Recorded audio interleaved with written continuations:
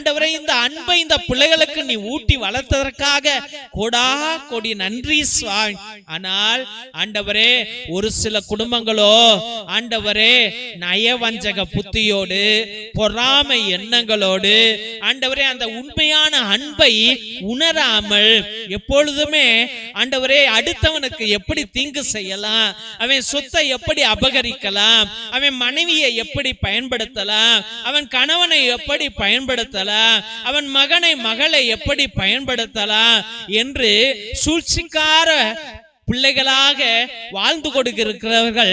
ஏராளம் ஏராளம் சுவாமி. ஆண்டவரே, அந்த சூழ்ச்சிக்கார வலையில் விழுந்து இன்று தான் குடும்பத்தை இழந்து, நிம்மதியை இழந்து, பிள்ளைகளை இழந்து, சொத்துக்களை இழந்து, பணத்தை இழந்து ஆண்டவரே கடனாளியாக மாறி திருமண வாழ்க்கை உடைந்து தொழில்